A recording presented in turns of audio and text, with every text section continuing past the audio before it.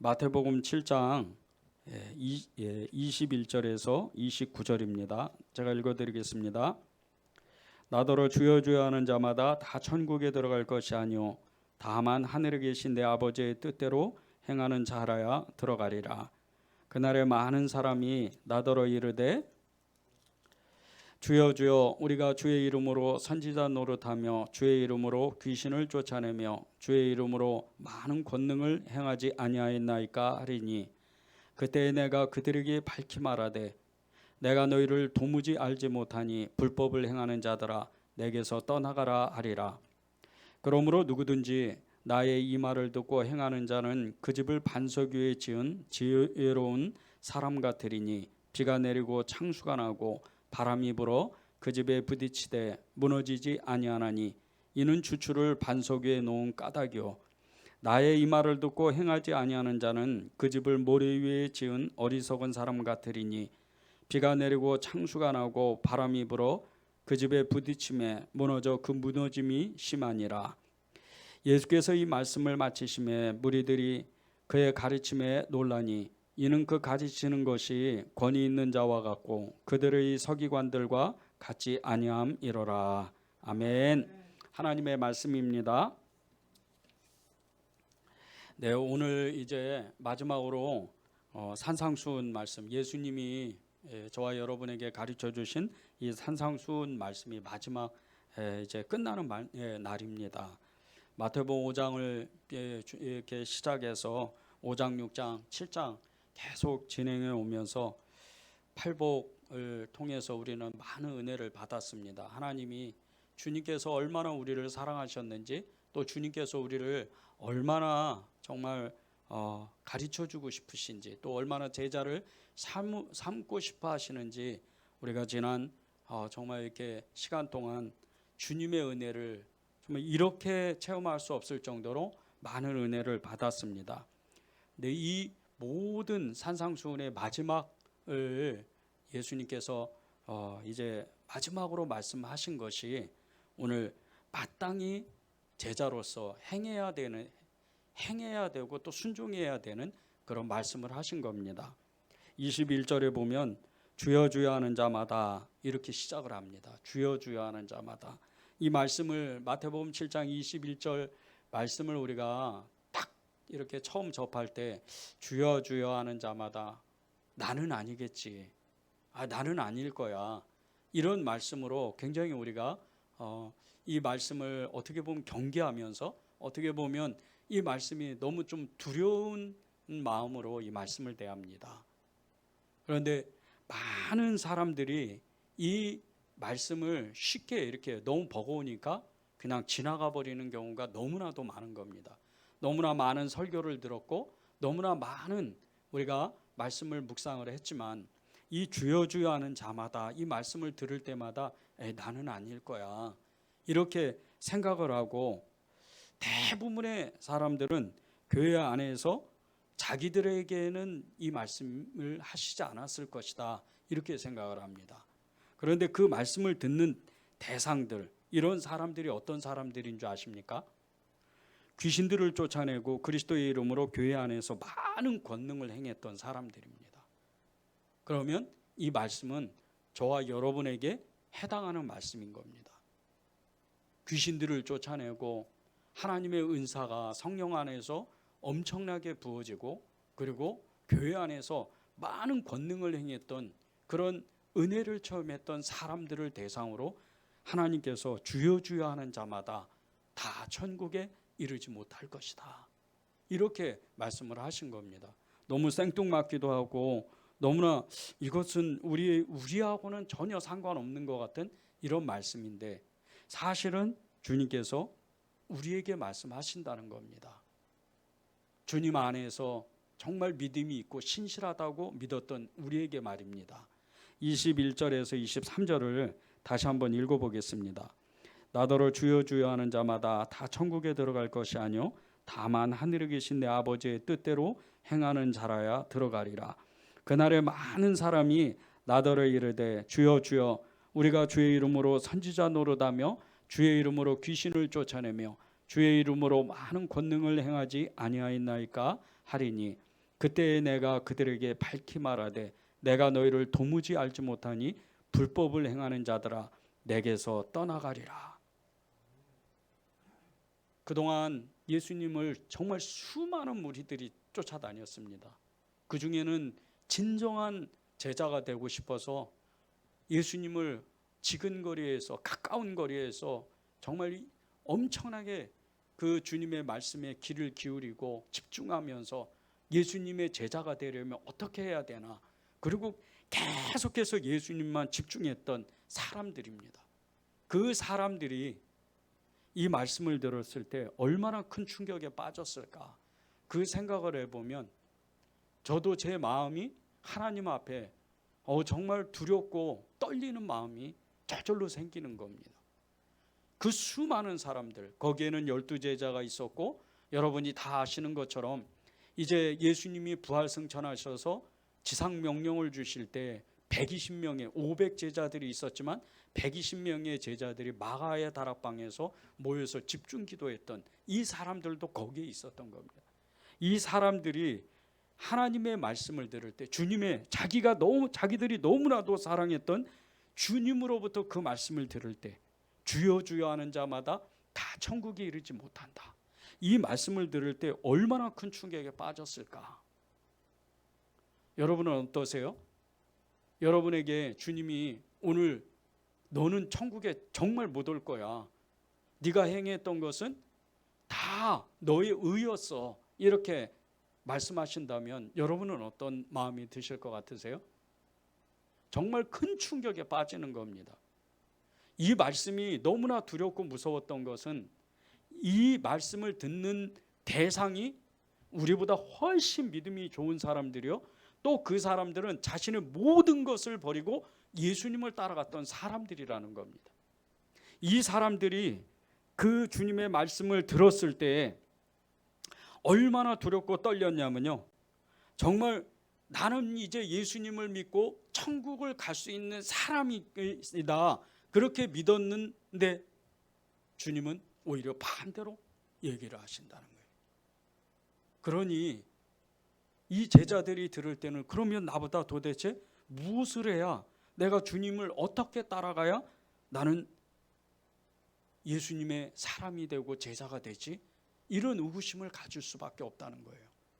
그런데 예수님이요, 이 천국에 들어가는 사람들, 그리고 예수님의 그 제자가 진정으로 되는 사람들, 이 사람들은 하나님의 말씀을 듣고 행하는 사람이어야지만 하나님의 제자가 되고 예수님의 제자가 되고 천국의 사람으로서 하나님이 그를 여기신다는 거예요.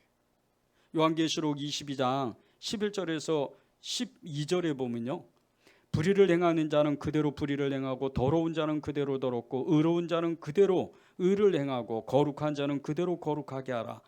보라, 내가 속히 오리니 내가 줄 상이 내게 있어 각 사람에게 그가 행한 대로 갚아주리라. 이렇게 말씀을 하십니다.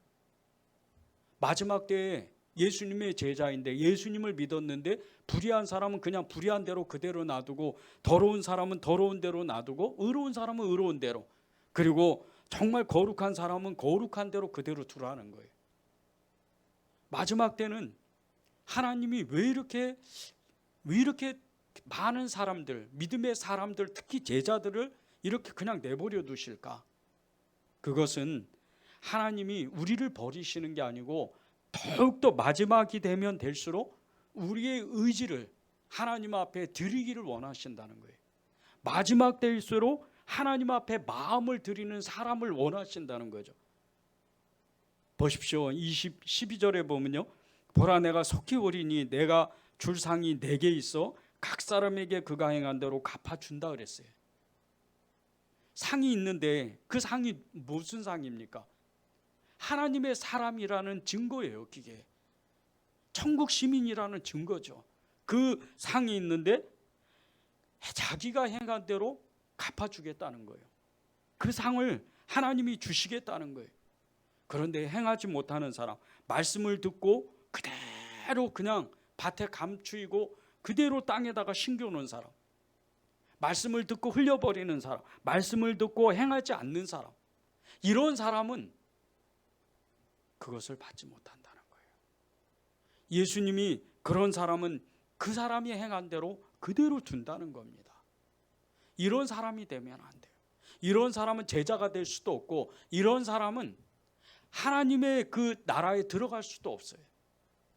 그러면 우리가 어떻게 하면 주님의 진정한 제자가 되고 또 그분의 나라에 들어갈 수가 있겠습니까? 오늘 산상수훈의 마지막 말씀에서 주님은 말씀 그대로예요. 듣고 행하라는 거예요. 오늘 기도 제목도요, 듣고 그대로 행하는 것이 제자입니다. 이런 마음을 주셨어요. 듣고 그대로 행한다. 너무나도 쉬운 말씀이죠.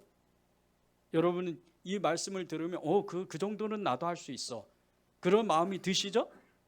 근데 이 말씀이 정말 어려운 말씀이에요. 왜 그런 줄 아십니까? 듣는 거는 들을 수가 있어요. 근데 행하는 건 정말 많은 생각과 고민을 가져야 돼요. 그리고 행하는 건 내 마음대로 할 수가 없어요. 주의 성령이 내 안에서 그 마음을 일으켜 주셔야 돼요. 자, 이제 보십시오. 듣고 행하는 것 중에 여러분이 정말 나하고는 안 맞는 사람이 있어요. 그냥 원수가 아니고 이 사람하고는 그냥 안 만났으면 좋겠어요. 원수는 아니에요. 미워하는 것도 아니고 그런 사람이 있단 말입니다. 누구나에게 있어요. 그런 사람이 여러분은 가까이 와서 있을 때 주님은 그 사람을 사랑하라고 얘기하세요. 근데 그것도 그냥 사랑하라 말씀하시는 게 아니고 내 몸을 사랑하는 것 같이 그 사람을 정말로 사랑하라는 거예요. 주님을 사랑하듯이. 이게 될 수 있겠습니까? 어려워요. 듣는 거는 괜찮아요. 근데 행하는 건 정말 많은 그 고민이 필요하고 또 많은 이 시간들이 필요한 거예요. 이 행하는 거는 잘 이루어지지가 않아요. 그러니까 말씀을 듣고 행하는 거의 차이가 엄청난, 정말 이렇게 도저히 다갈 수 없는 갭이 있어요. 틈이 생기는 거예요. 듣는 건 괜찮은데 행하는 건 내 마음대로 못하는 거예요. 근데 주님은 듣고 그대로 행하는 사람이어야 내 제자다, 이렇게 말씀하시는 거예요. 그것이 제자로서 살아갈 수 있는 방법이라고 말씀하시는 겁니다. 우리는요, 듣고자 하는 싶어하는 마음이 있어요. 하나님의 말씀을, 예수님을 인격적으로 만났기 때문에 듣고자 하는 마음이 있어요. 그건 여러분이 누구나, 여러분도 그렇지만 예수님을 인격적으로 만난 누구나에게는 그런 마음이 있어요. 하나님의 말씀을 듣고 싶은 마음이 있어요. 그런데 이 듣고 싶어하는 그 마음이 자기의 진정한 마음이기보다는 우리 안에 계신 성령님, 그분으로 되는 거예요. 우리는요, 우리 안에는 선한 것이 하나도 없어서 예수님의 말씀을 들어도 그 말씀이 무슨 의미를 뜻하는지, 그 말씀에 정말 그 말씀을 어떻게 해석해야 되는지 잘 알지도 못하고 그 의미를 찾고자 하는 마음도 없어요, 우리 안에는. 그런데 우리가 말씀을 들으면 깨닫는 마음이 있고 그 말씀을 실천하려고 굉장히 이렇게 노력하는 마음은 우리 마음이 아니고 우리 안에 계신 성령의 마음이라는 거예요. 여러분이 왜 듣는 것을 먼저 하고 행하는 것을 바로 따라하는 훈련을 해야 되는 이유가, 듣는 것은 되는데 행하는 것이 안 되기 때문이에요. 근데 이 행하는 것 가운데 우리가 성령에 의지하고 하나님의 성령을 의지할 때만큼, 그때만큼은 우리가 어떠한 말씀이라도 바로 즉시로 행합니다. 가난한 사람 도와줘라, 누구를 용서해라, 누구를 위해서 기도해라, 전도해라, 선교해라, 교회를 섬겨라, 그리고 이웃을 사랑해라, 이런 말씀을 들으면 그냥 바로 불이 나는 거예요, 우리 마음 안에는. 그래서 성령으로, 그냥 성령이 이끄시는 대로, 성령이 감동하시는 대로 우리가 말씀을 행하려고 굉장히 노력을 해요. 이것이 우리의 그 육신의 어떤 기질, 그것을 제어하고 성령의 그 강력한 능력에 사로잡힌다고 그럽니다. 말씀을 듣고 행할 때 하나님은 우리에게 너는 순종하는 사람이다, 너는 믿음의 사람이다, 그렇게 말씀을 하시는 거예요. 그런데 우리는 또 그러한 성향도 있지만 그 반대로 우리는 또 말씀을 듣는 귀가 계속 닫아지는 사람이 있어요. 이게 왜 그런 줄 아십니까? 많은 사람들이 이것을 마귀의 공격이라고 마귀에게 떠넘기는 그 일이 많습니다. 마귀가 나를 공격해 내 생각을 점령하려고 그래. 그래서 자꾸 염려와 근심을 일으키고 내 마음에 불안한 마음을 계속 일으킨다고 그렇게 마귀에게 하나님의 말씀을 듣지 못하게 한다고 떠넘겨요. 이런 사람이 꽤 많아요. 이것은요, 조금 더 정확하게 우리가 하나님 앞에 냉철하게 정말 겸허하게 서보면 우리의 마음 안에 하나님의 말씀을 듣지 않으려고 하는, 순종하지 않으려고 하는 이 무관심의 마음이 있다는 거예요. 예수님을 믿었는데 하나님의 말씀을 어떤 것은 듣지 않으려고 애를 쓴단 말이에요. 이게 어떤 마음이냐면요, 하나님의 말씀을 들어도 우리 안에 우리의 자아 때문에 우리가 좋아하는 말씀만 골라서 들어요. 이게 굉장히 우리의 인간의 어쩔 수 없는 기질이라는 거예요. 듣는 거는 되는데 행하는 거는 안 되는 거예요. 이게 그 차이입니다. 성령에 의지할 때는 하나님의 어떠한 말씀이 온다 하더라도 죽는 길에도 순교의 길에도 우리가 순종하려고 애를 쓰지만 성령을 한순간이라도 놓치면 바로 우리의 자아가 발동해서 하나님의 말씀을 들으면 순종하지 않으려고 하는 우리의 알 수 없는 마음이 끊임없이 올라와서 어떤 것은 아예 그냥 귀를 딱 닫아버리는 거예요. 영적인 그 귀를 싹 닫아버려요. 그래서 내가 좋아하는 말씀만 탁 뽑아서 쓰는 거예요.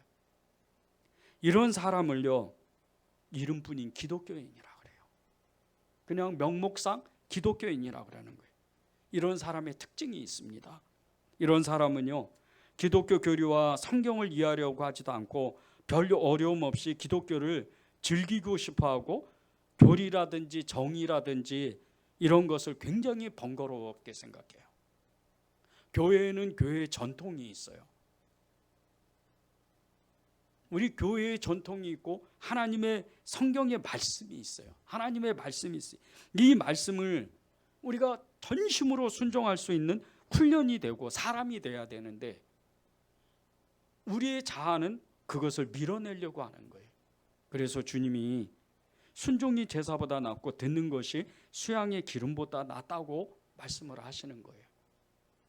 성령의 사람이요, 하나님의 성령의 사람이었던 이 사울왕이 처음에는 하나님의 어떠한 말씀이건 다 순종해요. 왕이 됐어요. 그래서 블레셋과 전쟁에서 정말 하나님의 말씀에 순종을 하니까 어떻게 보면 10대 1이었던 이 전쟁에서 이스라엘의 그 연약한 군대를 가지고도 블레셋 군대를 이겨버려요. 왕이 돼요. 그런데 이때부터 사울이 성령에 사로잡힌 사람이었잖아요. 그래서 사울도 예언을 하느냐, 선지자들 중에 있느냐, 이렇게 사울을 이름하잖아요. 그런 사람이 갑자기 어느 날부터 악령이 들기 시작을 하는 거예요. 악령이 드니까, 성령이 떠나가니까 이 사람에게 하나님의 말씀을 순종하려고 하는 마음이 완전히 사라져버리는 거예요. 이거는 별것도 아닌 거였어요. 처음에는 블레셋과의 전쟁을 이제 몇 차례 겪었으니까 경험이 있었잖아요.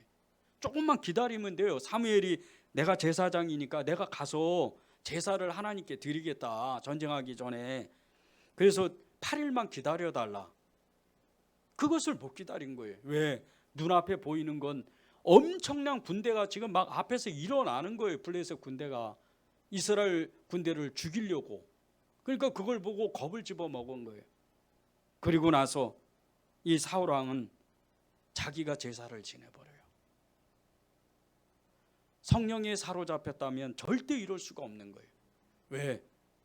우리가 고 이스라엘의 2대 왕이었던, 정말 하나님이 칭찬했던 다윗 왕을 보면 알잖아요. 다윗 왕은 하나님의 말씀을 들었을 때 절대적인 순종을 합니다. 죄를 져도 아주 그냥 뼈저리게 그냥 후회를 해버리는 거예요. 이제 회개하고 하나님 앞에 고백하고 침상의 눈물로 다 적실 만큼 성령에 의지해서 회개를 하는 거예요. 그리고 그는 어떻게 기도해요? 주의 성령이 내게서 떠나지 말게 해주시라고 간절히 구해요. 성령의 사람은 이렇게 말씀을 사모하고 말씀을 순종하려고 하는 사람이에요. 그런데 그 반대로 이름뿐인 이 그리스도인, 이름뿐인 기독교인, 이런 사람을 비유하면 이런 사람은 순종할 수가 없는 거예요. 그런데 이런 사람들을 비유해서 주님께서 반석 위에 짓는 집을 짓는 사람과 모래 위에 짓는 집을 짓는 사람을 말씀하신 거예요. 그게 마태복음 7장 24절에서 27절에 나옵니다. 제가 읽어드리겠습니다. 그러므로 누구든지 나의 말을 듣고 행하는 자는 그 집을 반석 위에 지은 지혜로운 사람 같으리니 비가 내리고 창수가 나고 바람이 불어 그 집에 부딪히되 무너지지 아니하나니 이는 주추를 반석 위에 놓은 까닭이요 나의 이 말을 듣고 행하지 아니하는 자는 그 집을 모래 위에 지은 어리석은 사람 같으리니 비가 내리고 창수가 나고 바람이 불어 그 집에 부딪힘에 무너져 그 무너짐이 심하니라. 24절에서 27절의 말씀 주제는요, 하나님의 말씀을 들은 사람이 하나님의 말씀을 들은 대로 행해야 되는데 그렇지 못한 사람이 있고 또 말씀을 듣고 행하는 사람이 있었다는 거예요. 그런데 들은 사람은 반석 위에 자기 집을 지은 것 같이 엄청나게 튼튼하게 지어서 바람이 불고 창수가 나고 뭐 엄청난 홍수가 일어나 이제 몰려왔을 때, 그럴 때도 이 집이 하나도 무너지지 아니하고 견고하게 서 있다는 거예요. 그런데 반대로 말씀대로 행하지 않는 사람은 모래 위에 집을 지어서 지은 것과 같이 바람이 불면 그냥 쓰러져 버리고 또 창수가 나고 이 홍수가 나면 무너져 버린다는 거예요. 이렇게 된다는 거죠. 이 말씀을 자세히 살펴보면요, 하나님의 말씀, 곧 성경 말씀대로 행하는 일이 사실은 하늘에 저와 여러분의 집을 짓고 있는 것이라는 거예요. 여러분이 하나님의 말씀대로 살고 하나님의 말씀대로 행하려고 이렇게 노력하는, 그 말씀대로 살려고 애를 쓰는 것이 하늘의 집을, 여러분의 집을 짓고 있는 것이라는 거예요. 이 집을 짓는 게 어떻게 집니까? 처음에 기초를 잘 쌓아야 돼요. 기초를 처음부터 잘 놓아야지, 그래야 이 집이 튼튼해지는 거예요. 그런데 저와 여러분의 하늘의 이 천국의 집을 지을 때 여러분의 그 집을 지면서 그 기초가 무엇인지 아십니까? 하나님의 말씀, 이 성경이에요. 이 성경의 말씀을 잘 듣고 여러분이 읽고 여러분이 그것을 배우고 그 말씀을 그대로 행할 때 여러분은 여러분도 모르게 하늘의 여러분의 집을, 그 튼튼한 집을 짓고 있는 거예요. 절대 무너지지 않아요. 이 집은 무너질래야 무너질 수가 없는 거예요. 1994년 10월 22일 그리고 1995년 6월 29일에요.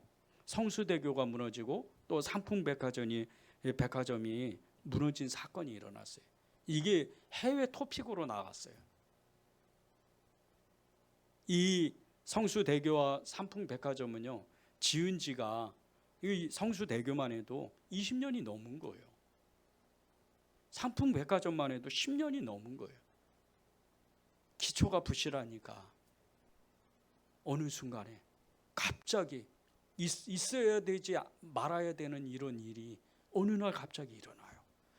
이 성수대교 무너진 그날에도요, 저는 뉴스를 보고 있었어요. 진짜 이게 TV로 그 다리 상판이 그냥 이렇게 떨어지는데, 떨어져 있는 모습을 보는데, 그 모습을 보면서 이게 가짜인 줄 알았어요, 처음에는. 그리고 그 상판 위에 그 버스 같은 게 이런 게 한 대가 있고 사람이 거기 몇 명이 서 있는 거예요. 깜짝 놀랐어요. 근데 긴급 뉴스가 나오는데 이제 많은 사람들이 빠져 죽고 막 난리가 나고 막 이랬다는 거예요. 얼마나 놀랐는지 몰라요. 상품백화점, 이 백화점 무너질 때 여러분 다 보셨잖아요. 500명이 넘게 죽었어요. 백화점 안에 있는 사람. 그 한쪽 벽만 이렇게 남았는데 5층인가 6층에 보니까 사람이 거기 붙어 있는 거예요. 기적처럼 살아나요. 그거 붙어가지고 구조됐죠. 그리고 전 국민이 정말 이 상품백화점을 복구하기 위해서, 그 사람들을 구조하기 위해서 얼마나 애를 썼어요. 몇 달 동안, 아니 몇 년 동안 고생을 했잖아요. 그런데 이 성수대교 붕괴된 거하고 상품백화점 이 붕괴된 이 원인이요, 이 백서에 보면요, 기초가 부실한 거예요. 털을 잘못 잡아요. 상판에 그것을 규격품으로 철근을 한다든지 그 고리를 달았어야 되는데 그렇지 않고 상품백화점 너무 그 시멘트가 부실하게 함량이 미달된 이런 시멘트를 썼기 때문에 때가 돼서 붕괴가 돼버리는 거예요. 우리는 안 그렇습니까? 우리는요, 영적인 집을 지어야 되는데 이 영적인 집을 지을 때 하나님의 그 말씀으로 기초가 되지 않으면, 이 말씀이 재질이 되지 않으면, 이 말씀이 철근과 같이 어떤 시멘트와 같이 그런 재질이 되지가 않는다면 여러분은 사실 그냥 모래 위에 허상의 집을 짓고 있는 거예요. 물론 예수님을 믿고 우리는 다 천국 갑니다. 예수님을 믿은 어떠한 사람이건 천국 가요. 그런데 주님은 마지막 때 그 결산을 반드시 보겠다고 말씀하셨잖아요. 예수님이 왜 수많은 제자들에게 주여 주여 하는 자마다 다 천국에 이르지 못한다 이렇게 말씀하셨을 것 같아요.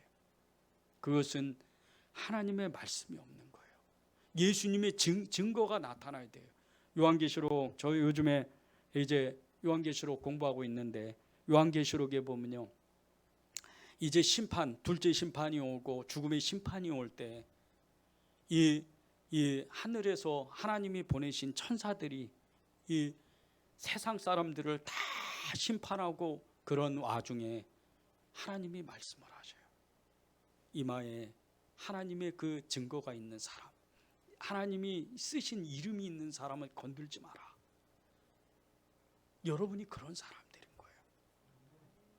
여러분이 말씀이 있고 하나님의 그 성령의 역사가 여러분 안에 있고 성령의 그 인도하심을 따라 하나님의 말씀대로 살아가기를 애쓰고 훈련한다면 하나님은 여러분에게 너는 내 사람이다 이렇게 증거하시는 거예요.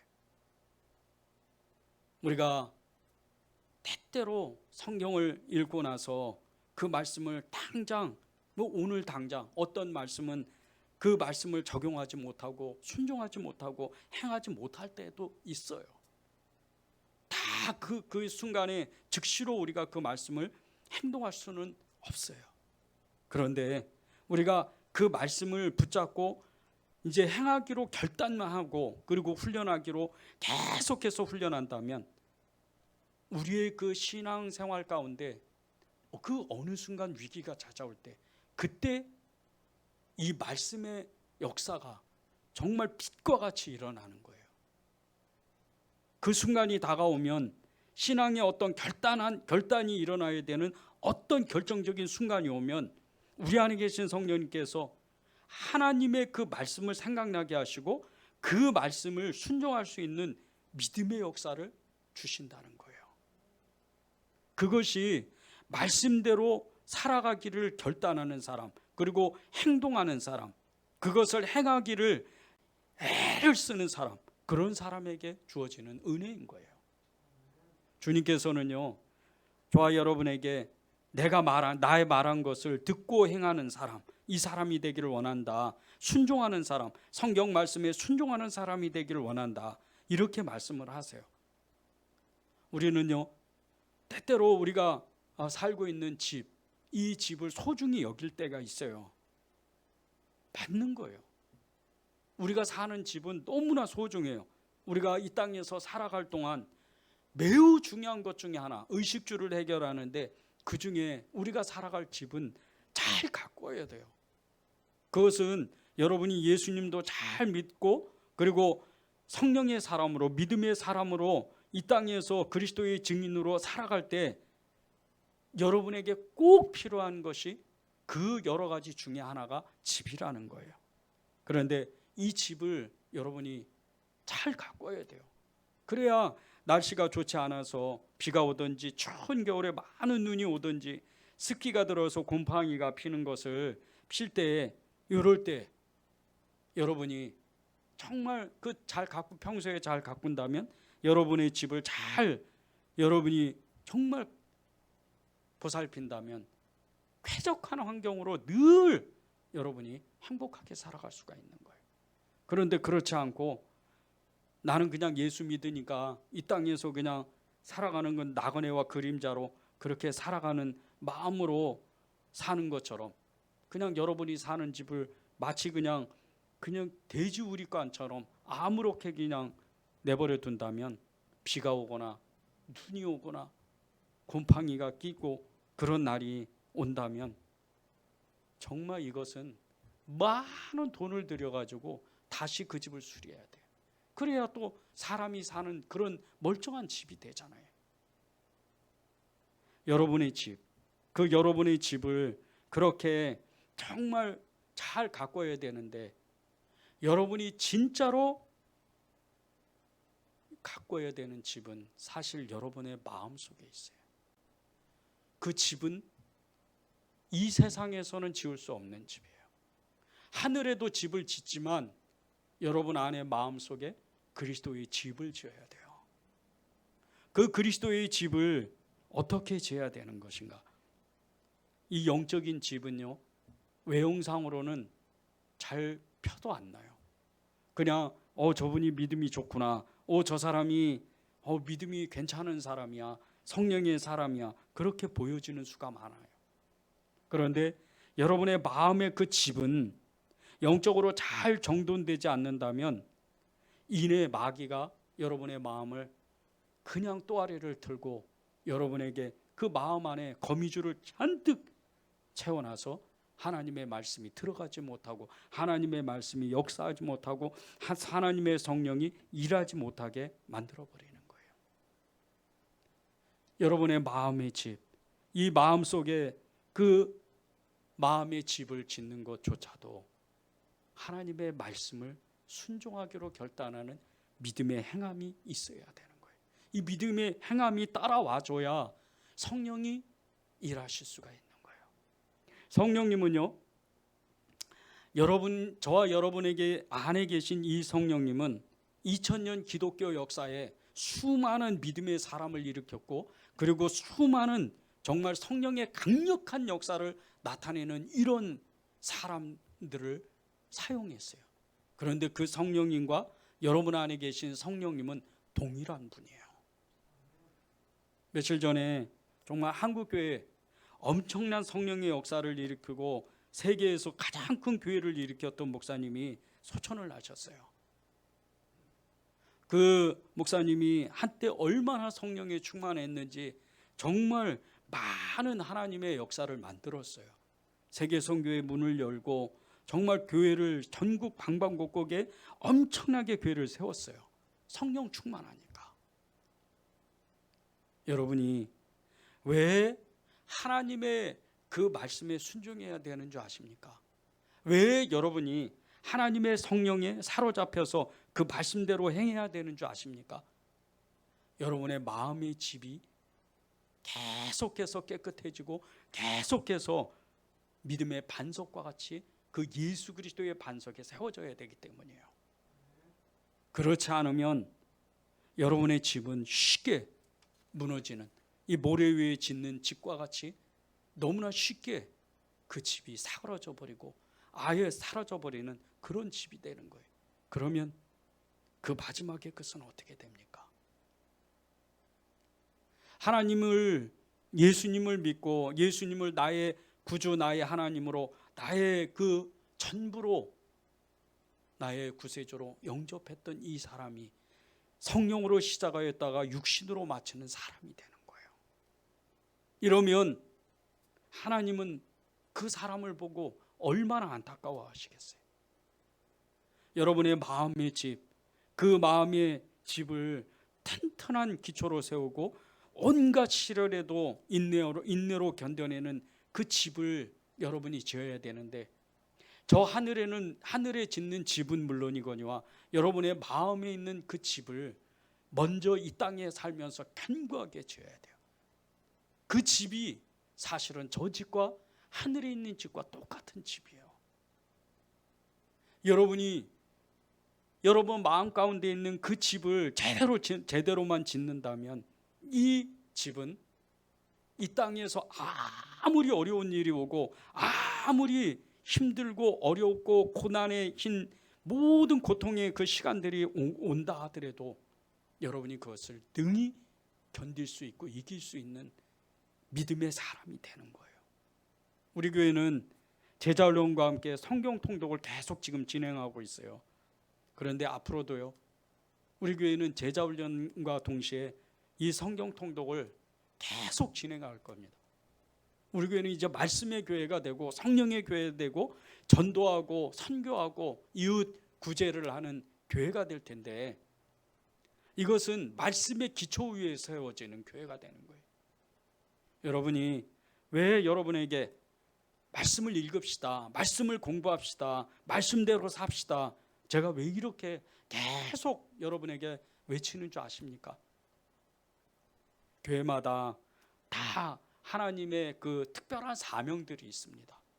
어떤 교회는 제자훈련을 정말 집중적으로 해서 교회가 부흥하는 교회가 있고, 어떤 교회는 정말 선교에서 세계 선교의 그 문을 열고 교회가 부흥하는 교회도 있어요. 어떤 교회는 가난한 사람들을 도와주고 그렇게 부흥하는 교회도 있어요. 근데 저는 하나님이 제게 주시는 그 사명은 물론 가난한 사람 도와주고 전도하고 또 선교도 하고 그런 마음의 사명이 있어요. 그런데 그 중심은 말씀이라는 거예요. 말씀이 있어야 성령의 역사가 더 강력해지고, 여러분 안에는 이미 성령의 역사가 강력합니다. 그런데 그 성령이 더욱 제한하지 않고 일하시기를 원하시는데 그것이 말씀이에요. 그 말씀이 여러분 안에 있어야 돼요. 그래야 여러분의 마음의 집이 더욱 견고해지는 겁니다. 여러분이 전적으로 예수님의 말씀을 따라서 행한다면 여러분은 이내 다른 사람들에게, 예수 믿지 않는 사람들, 또 예수 믿는 사람들 중에도 아직 거듭나지 않는 사람들에게 분명히 이런 말을 들어요. 저 사람은 예수쟁이인 것 같아. 이런 말씀이 때로는 좋게 들리지만 어떨 때는요, 마치 조롱하는 것처럼 여러분의 귀에 들릴 수도 있다는 거예요. 그런데 이것이요, 여러분의 영혼을 얼마나 든든하게 세우는지 몰라요. 저 사람은 예수쟁이야. 저 사람은 예수님만 따라서 살아. 저 사람은 아무리 털고 털어도 예수님밖에 없는 것 같아. 그 뜻은 다른 말로 하면요, 그리스도의 영적 군사가 됐다는 뜻이에요. 이것을 여러분이 사모해야 돼요. 이 영적 군사, 이 말씀의 사람, 이 믿음의 사람은요, 성경 말씀으로 그 갑옷을 입은 사람이에요. 그것이 에베소서 6장 17절에 나와요. 성령의 검 곧 하나님의 말씀을 가지라.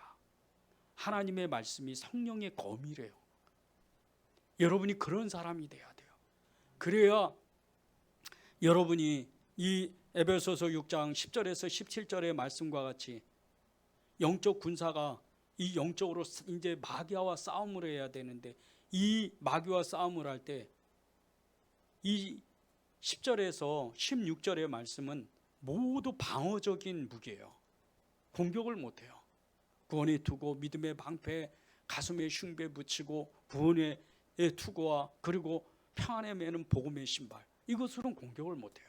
그런데 맨 마지막에 17절에 하나님이 마귀를 공격할 수 있는 것이 말씀이라는 거예요. 성령의 검이라는 거예요. 그래서 마귀가 예수님을 시험하러 광야에 왔을 때 예수님께서 3번의 시험을 하나님의 말씀으로 마귀를 물리쳤어요. 여러분이 그런 말씀을, 하나님의 말씀을 가진다면, 이 성령의 검을 가진다면 그 어떠한 고통이 온다 해도 여러분은 능히 이기고 승리하는, 오늘 말씀 기도했던 것처럼 하나님께로부터 난 자는 세상을 이기는 그런 믿음, 그런 사람이 된다는 거예요. 우리가 때때로 신앙생활을 하다 보면요, 정말 견디기 힘든 그런 일이 닥칠 때도 있어요. 반드시 옵니다. 그날 오면 안 되는데 우리가 살아가면서 문제들이 계속 생겨요. 저도 사역을 하면서 이제 이 문제가 끝났다 싶으면 조금 이제 괜찮구나. 그러면 바로 며칠도 안 돼서 또 문제가 생기는 거예요. 오늘만 해도요, 정말 이 우리 교회 건물 이 주인분에게 전화가 왔어요. 그래서 어떤 일 때문에 전화가 왔는데 마음이 덜컥하더라고요. 물론 이제 잘 해결은 했지만 덜컥했어요. 근데 정말 그런 일들을 겪으면서 문제는 계속 오는구나. 그런데 이 문제를 이길 수 있는 힘은 다른 어떤 것이 아니고 믿음이에요. 근데 이 믿음이 말씀의 기초 위에 믿음이 세워지는 거예요. 여러분이 왜 여러분에게 성경을 읽읍시다, 말씀을 우리가 말씀대로 삽시다 계속 말씀드리는 건, 우리가 때때로 우리가 풀지 못하는 어떤 사람과의 관계, 돈 문제, 그런 정말 넘어질 수밖에 없는 이런 모든 문제를 이길 수 있는 방법이 하나님의 말씀, 성경이기 때문이에요. 욥기서 14장 14절을 보십시오. 나는 나의 모든 고난의 날 동안을 참으면서 풀려나기를 기다리겠나이다. 욥이 얼마나 힘들었으면 그까지 하나님의 말씀을, 하나님을 욕을 안 했다 그랬잖아요. 자식 다 죽었죠. 재산 가진 거 다 없어졌는데 그것도 너무나 서럽고 아픈 마음인데, 자식을 잃은 슬픔은 당해보지 않는 사람은 도저히 감당 못해요. 그런데 자기가 그토록 사랑했던 아내도 하나님을 욕하고 죽으라고 떠나버려요. 그런데 엎친 데 덮친 격으로 자기에는 악창이 들어요. 피부암 같은 거잖아요. 이제 죽을 날만 기다려요. 그런데도 하나님을 욕을 안 해요. 하나님을 찬양해요. 하나님을 높여요. 그래서 이렇게 고백하는 거예요. 나는 나의 모든 고난의 날 동안을 참으면서 풀려나기를 기다리겠습니다. 주님을 향해서. 이게 말씀이 없으면 도저히 안 되는 거예요. 이게 할 수가 없어요. 이렇게 고백할 수가 없는 거예요. 또 복음의 사람, 예수님의 제자들은요, 성경에 기록된 대로 복음과 함께 괴로움을 당한다고 분명히 자기가 고백을 했어요. 본인들이. 그것을 베드로전서 4장 12절 13절에 이렇게 고백을 하는 거예요. 사랑하는 자들아, 너희를 연단하려고 오는 불시험을 이상한 일 당하는 것 같이 이상히 여기지 말고 오히려 너희가 그리스도의 고난에 동참하는 것으로 즐거워하라. 이는 그의 영광을 나타내실 때 너희로 즐거워하고 기뻐하게 하려 함이라. 이렇게 고난이 계속 오고 문제가 계속 올 때 그런 불시험을 이상히 여기지 마라. 그리스도인들은 당연한 일이다.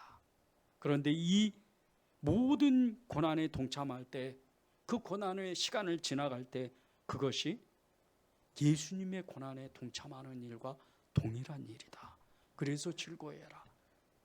그의 영광에 나타나실 때 너희가 기뻐하고 즐거워하는 것처럼 정말 그것을 이상히 여기지 말라는 거예요.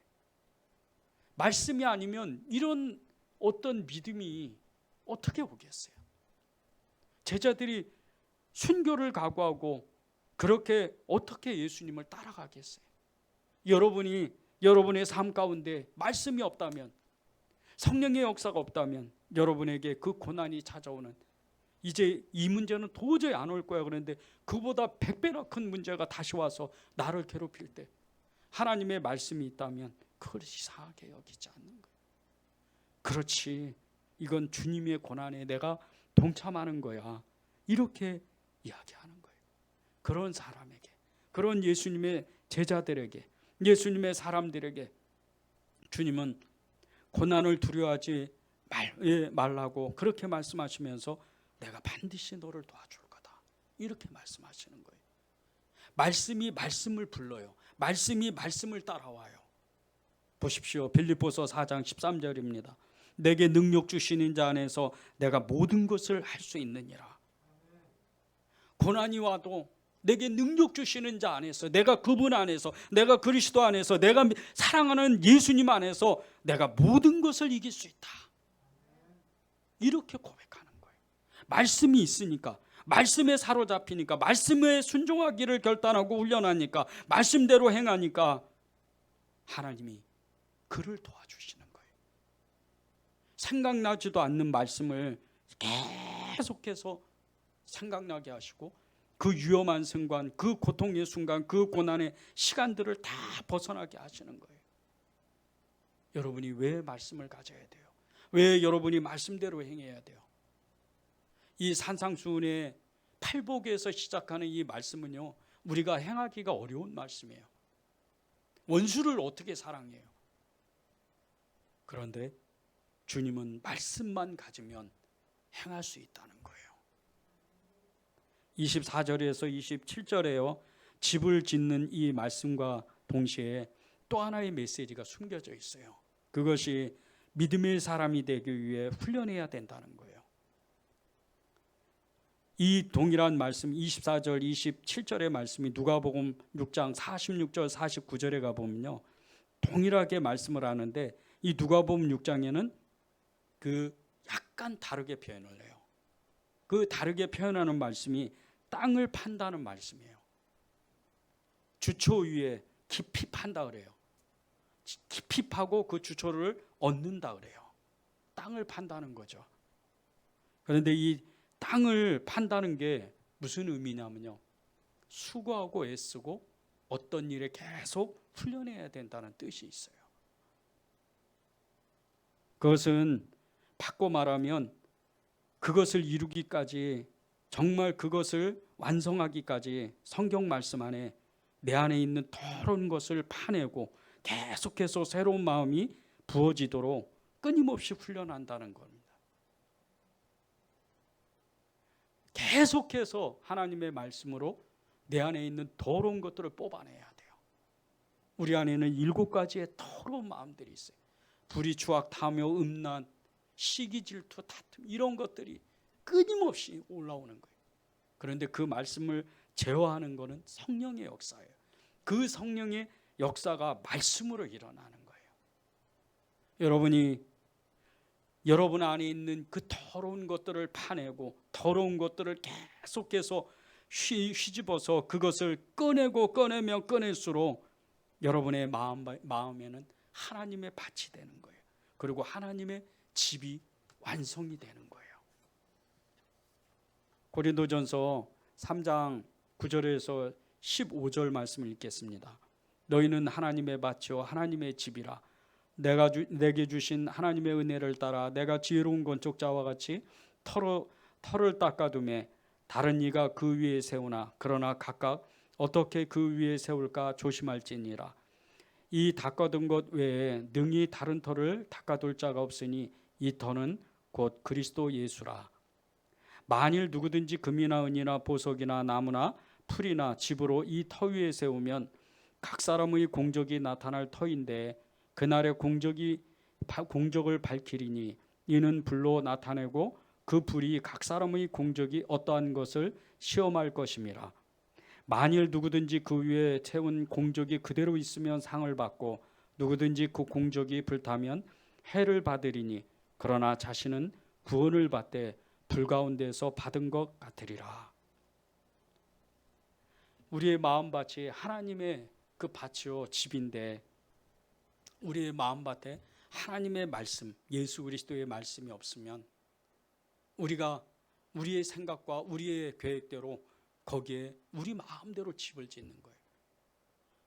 그것이 은이나 금이나 보석이나 나무나 풀 이런 것들에게 재료가 되는 거예요.